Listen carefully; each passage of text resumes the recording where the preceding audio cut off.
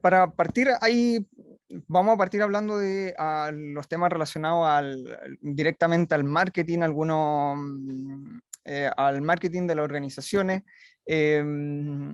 Vamos a ver algunas de las bases, sobre todo a la hora de comunicar, sobre todo ligado al tema de las redes sociales, que por supuesto es como el más importante, ¿no es cierto? La forma más fácil que nosotros tenemos para comunicar nuestro mensaje. Y la parte comunicacional es muy importante porque al final es a usted a la hora de constituirse como fundación, a la hora de ustedes constituirse como organización, la estrategia comunicacional al final va a ser lo que los va a impulsar al final y darse a mostrar a la sociedad. Hay un término que se llama stakeholder, que al final es como los grupos de interés. Nosotros como fundación, nosotros como organización, vamos a tener grupos de interés, que en este caso son los que se van a beneficiar, ¿no es cierto?, de nuestro fin como organización. Y vamos a partir con algo súper básico, que son las bases de la comunicación, algo que todas las publicaciones deben tener, todo nuestro contenido debe tener, y lo primero es que debe ser sencilla, concreta y emocional. Hay una parte que es muy importante, que es la emocional. Hay algunos que a lo mejor les puede generar como cierto ruido, pero ¿cómo vamos a generar como emotividad con nuestras publicaciones? Bueno, es algo muy importante, sobre todo si es que queremos aumentar nuestro alcance y, por cierto, nuestro engagement, que al final, nuestro engagement es lo que al final, lo que la gente interactúa con nuestra publicación. No sé, si yo publico una fotografía en Instagram, cada me gusta, cada comentario, cada compartir es un engagement diferente al alcance, que las veces que al final mi publicación aparece en el perfil de otra persona. ¿Por qué debe ser sencilla? Porque al final no puede tener un lenguaje complejo.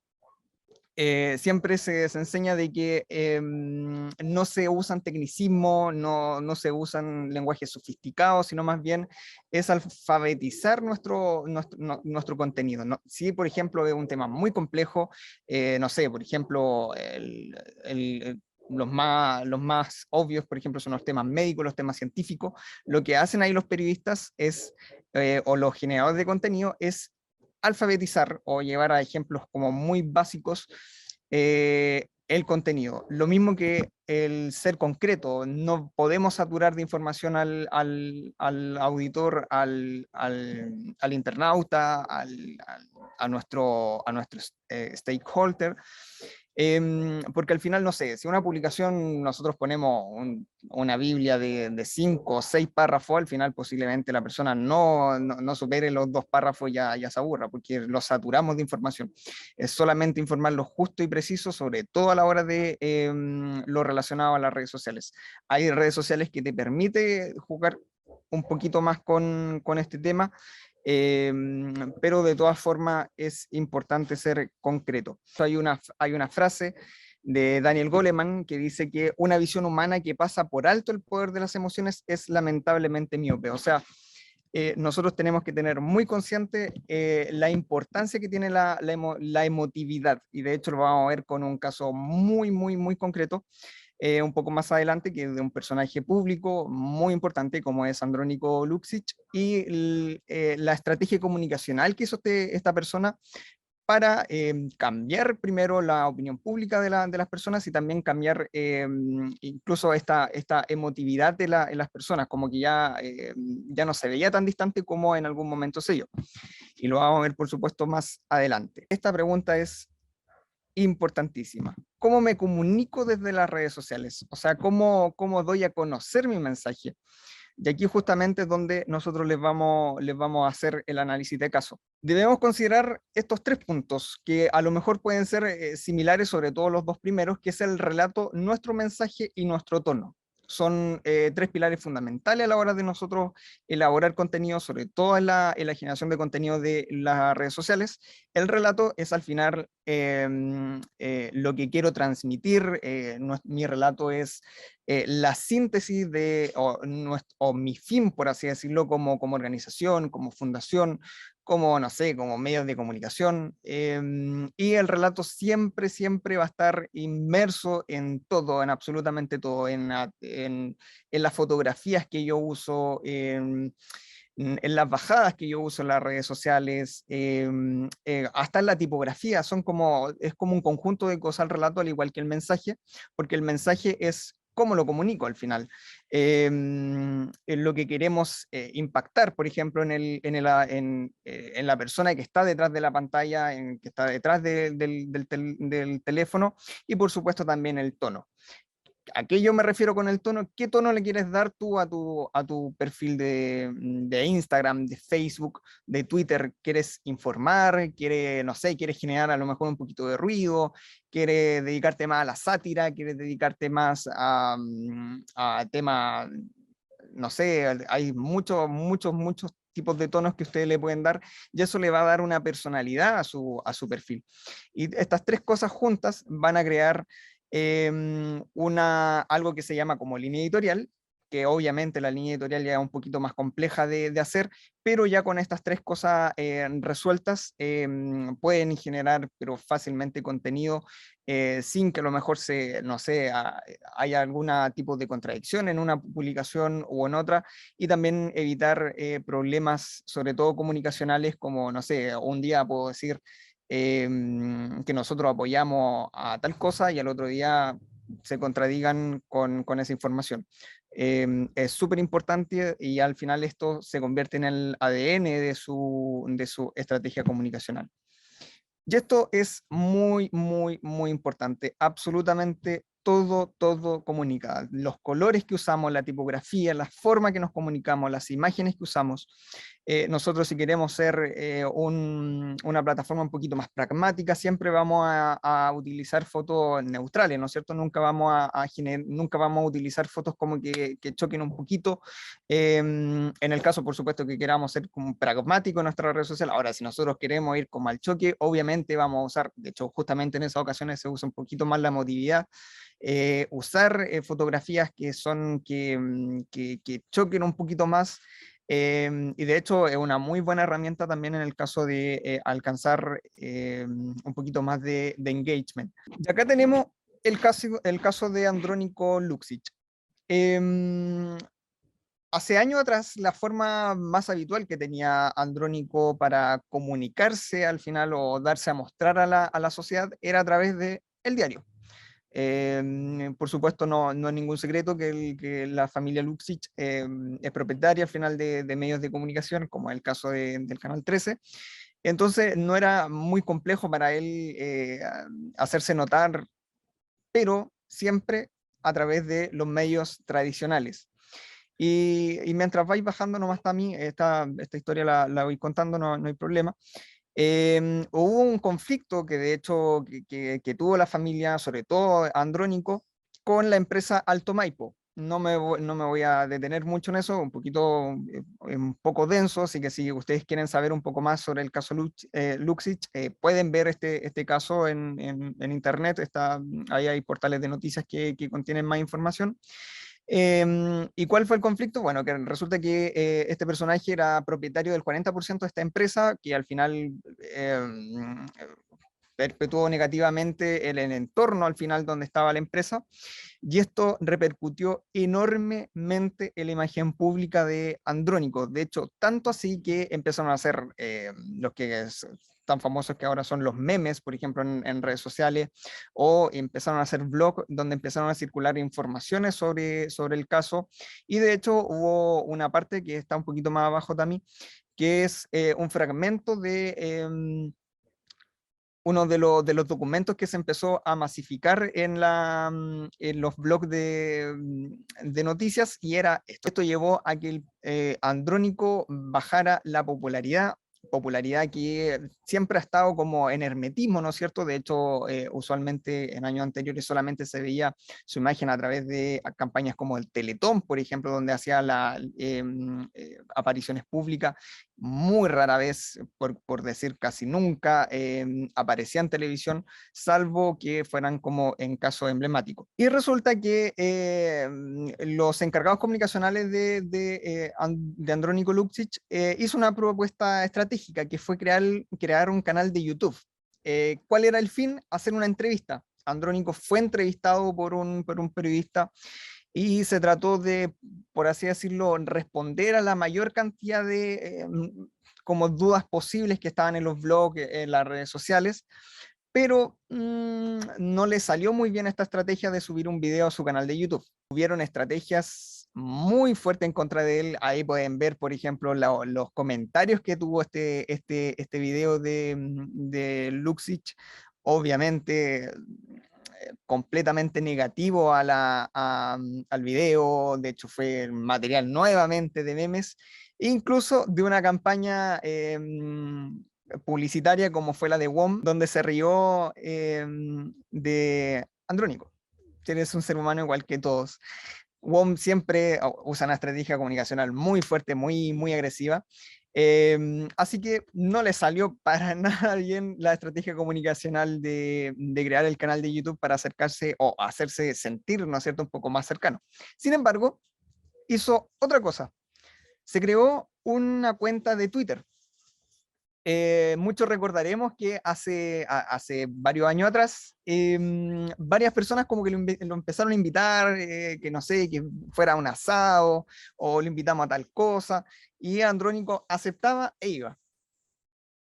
Y resulta que le sirvió mucho, llegó a subir mucho su cantidad de seguidores, mucho.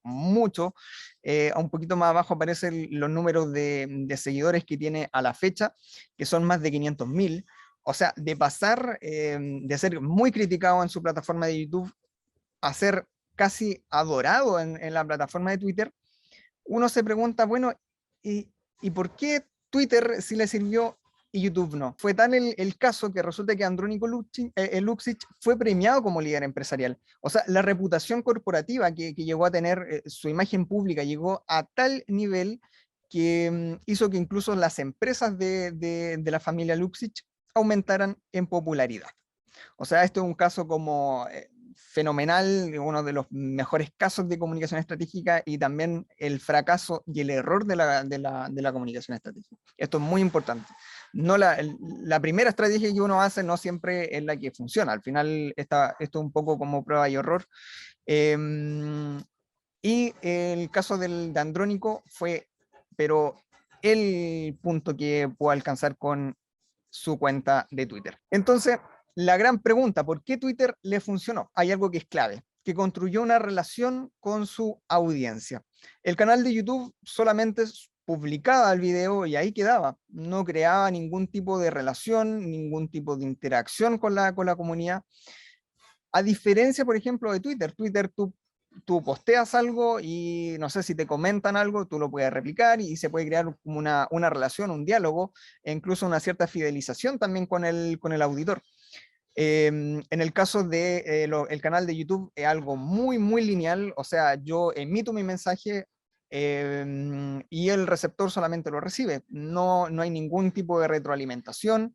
La persona, el emisor, en ningún momento va a saber cómo lo aceptó primero mi receptor, a una estrategia muy lineal, a diferencia, por supuesto, de la de Twitter, que es completamente retroalimentativa. Y acá tenemos el mejor ejemplo, o sea, pasó de tener esa imagen, la imagen de la izquierda, un señor de corbata, un señor súper formal, a un señor que andaba en el metro. Mucho más humano, mucho más, no sé, mucho más común, ¿no es cierto? Como que lo bajaron un poco de la nube que lo tenían y la gente se preguntó, o sea, se comentó, chuta, parece que no es tan diferente a nosotros. ¿Qué es la comunicación estratégica? Y aquí nos vamos a meter, vamos a empezar a dar la teoría después de la práctica, como en este caso. Ahí van a entender varias de las cositas que yo le iba comentando en el caso de Andrónico Luksic. Bueno, resulta que en la práctica la comunicación estratégica simplemente es el vínculo de las organizaciones con tu entorno. Ese es el principal objetivo al final de tu estrategia comunicacional. Tu entorno, tus stakeholders. Eso es lo más importante. Y por supuesto que tiene que ser una relación armoniosa y positiva. Nunca puede ser negativa, o si no, el canal de YouTube, en el caso andrónico, lo hubiese servido. no fue tan armoniosa, no fue positiva para nada, de hecho fue todo lo contrario, fueron una relación bastante negativa, a diferencia de Twitter, que fue una recepción súper positiva, muy armoniosa, y de hecho hasta la fecha que la cuenta la sigue teniendo activa.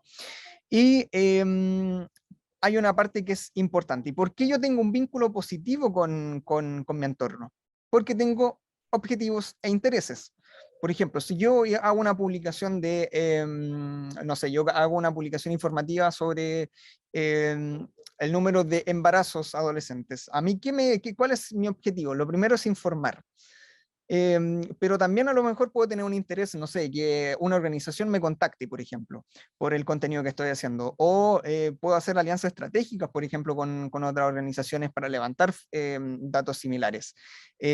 Son todo este tipo de cosas que siempre se tienen a la hora de hacer estrategias comunicacionales, porque al final la estrategia comunicacional no solamente se centra en yo comunico, yo publico y listo, mucho más complejo que eso, hay todo una red de objetivos e intereses, que al final siempre van a ser en beneficio al entorno. Y la comunicación estratégica es sutil, y de hecho por eso al comienzo les decía que era emotiva, porque nos tiene que tocar un poquito la hebra emotiva, por ejemplo en el caso de, nuevamente me voy al caso de Luxich, o sea, eh, una persona, no sé, una persona que uno considera con mucho dinero, con mucho poder, resulta que causó esa emotividad de este compadre parece que es igual que nosotros, o sea, anda en metro, no sé, es súper simple como persona, siempre aceptaba las ofertas cuando se la hicieron en Twitter a asados, que a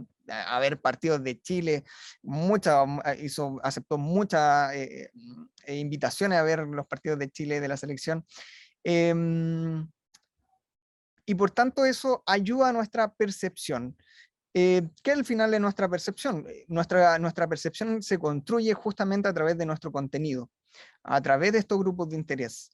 Y por supuesto, ahí hay que tener mucho cuidado con nuestro mensaje, porque o sea, si mi mensaje es agresivo, la percepción de mi mensaje va a ser que mi contenido es agresivo. WOM, por ejemplo, ¿qué es la percepción que nosotros tenemos de WOM? Es bastante irreverente en su contenido, pero esa es su estrategia de comunicación, así se quieren mostrar ellos.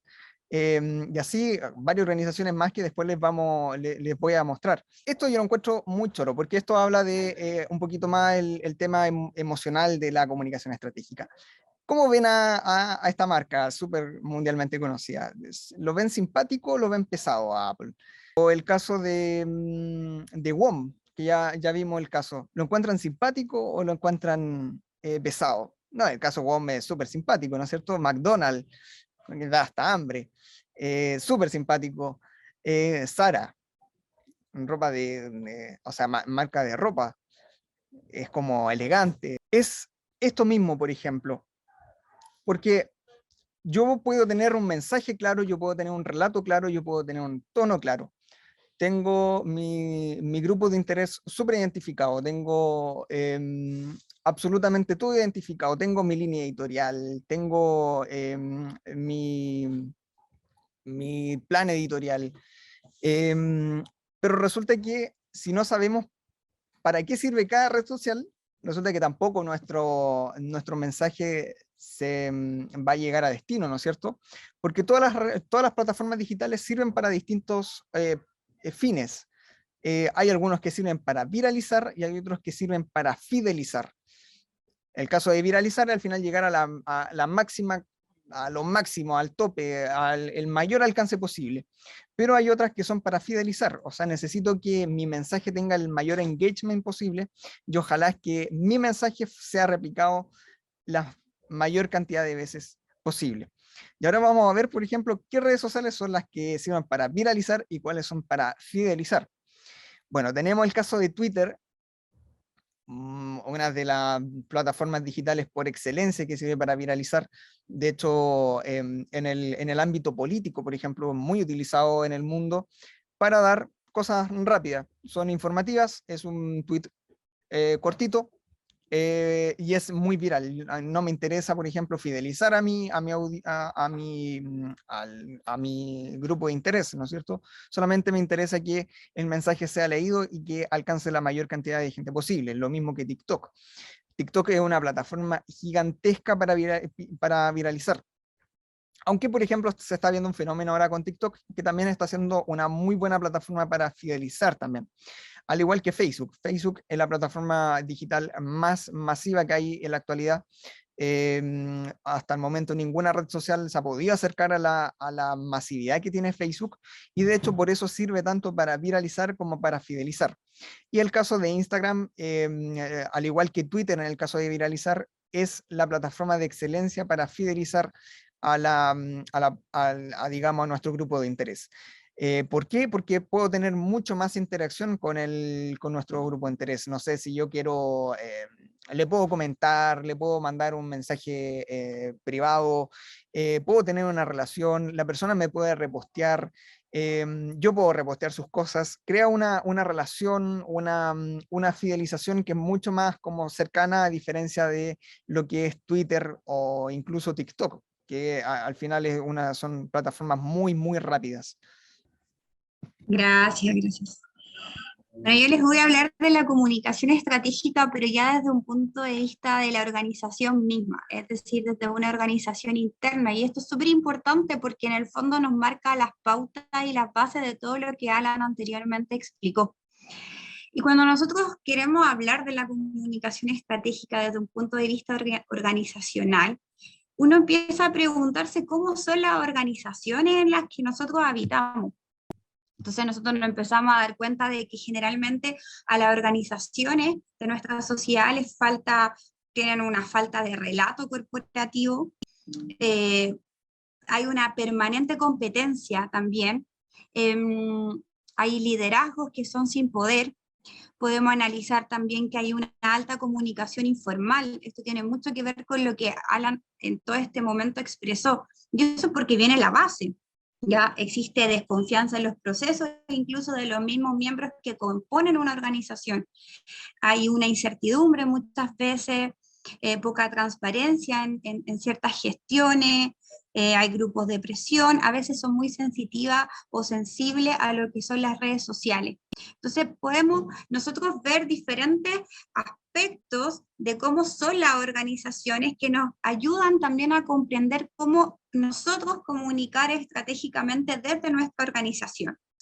Entonces, cuando hablamos de la comunicación desde un punto de vista estratégico, hay ciertos puntos que tenemos que ir analizando. Lo primero, una organización que viene a comunicar bien es aquella que alinea a todos sus colaboradores. Eso es súper importante. ¿Ya? O sea, si yo comunico, si yo alineo a mis colaboradores, logro comunicar correctamente.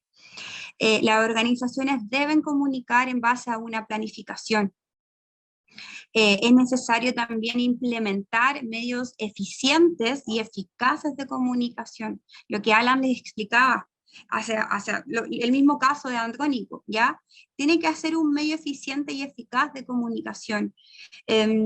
Debo considerar también ciertas variables del entorno, variables políticas, variables sociales, se deben considerar. Nosotros vivimos en sociedad y como acá estamos hablando de fundaciones, las fundaciones, su objeto, y como bien mencionamos ayer, tienen un interés general, un interés social. Por ende, estas variables no las podemos dejar, en este caso, de lado, ya sin considerar.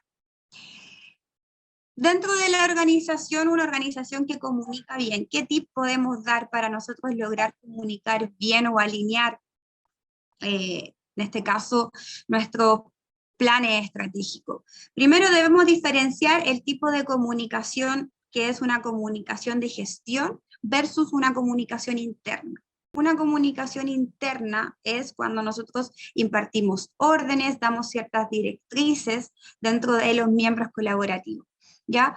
Pero la comunicación de la gestión tiene directamente que ver con el objeto de la fundación. ¿Cuál es la gestión de la fundación? ¿ya? Eso es lo primero al momento de comunicar estratégicamente, es decir, que desde los órganos, ya sea fundadores, directores y los miembros colaborativos y los que componen la fundación, sepamos, en este caso los fundadores o directores, sepan diferenciar lo que es una comunicación interna versus lo que es una comunicación de gestión, ¿ya?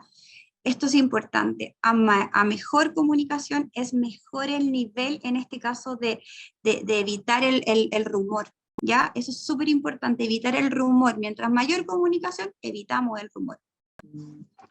Hay que también en una organización identificar a los líderes. Acá estamos hablando de fundaciones, es importante identificar quiénes son los fundadores, porque recordemos que el fundador o fundadores son los que tienen esta idea de fundación, este objeto social, y es súper importante identificarlo, ¿ya? Porque eso es lo que ustedes van a expresar en toda su línea de comunicación estratégica y marketing, que ya en este caso se lo explicó súper bien Alan, ¿ya?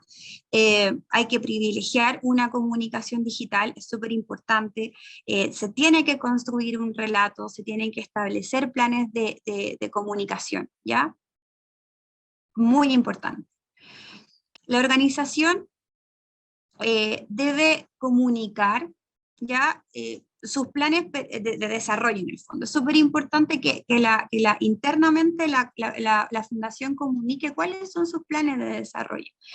Cuando los miembros colaborativos, los trabajadores de una misma fundación, tienen la información de cuál es el objeto, el desarrollo, lo que está haciendo la organización, inmediatamente los trabajadores van a tener mayor compromiso.